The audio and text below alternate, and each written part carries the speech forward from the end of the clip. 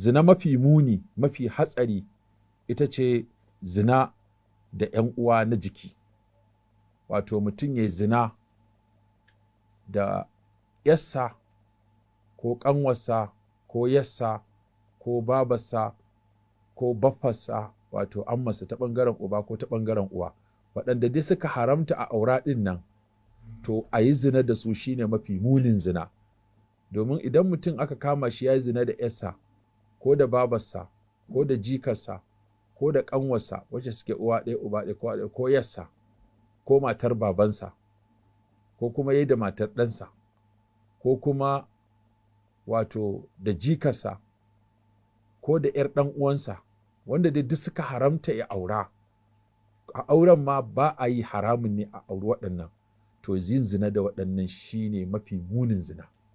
Kuma wannan nau'in zinan mafi muni na farko shine yanzu zinar da take ita ma burin ƙasa a gurare da dama, saboda yadda aka kusanto da juna, aka buɗe ƙofofin batsa, aka buɗe ƙofofin tsiraici, aka karya dokokin shige da fice. Domin wani ya zo ya ce, ya Rasulallah, ni nake shiga wata mahaifiyata, shikenan duk sanda zan shiga sai na yi sallama na nemi izini. Ya ce to kana so ka ga babarka tsirara? Ya ce a'a. Ya ce to in za ka shiga kai mata sallama ka nemi izini.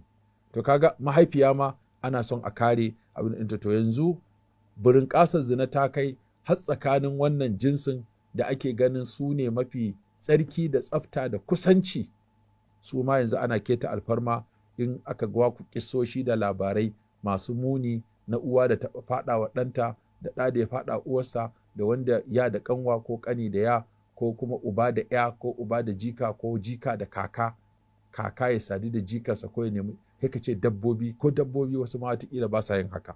To wannan shine mafi munin zina, wanda shi ba a bambance saurayi da budurwa da aure ko babu aure a mahangan musulunci da shari'ar musulunci. Wanda ya afkawa yarsa ko ya afkawa babarsa ko ya afkawa jikarsa ko ƙanwarsa ko matar babansa ko waɗanda suka haramta ne a gare shi ya aure su har abada, wannan kawai hukuncin kisa ne, ba tare da la'akari da samartaka ko saurayi ko abin da ya kama da haka ba. Kawai hukuncin da za a yanke, kawai hukuncin kisa za a yanke musu.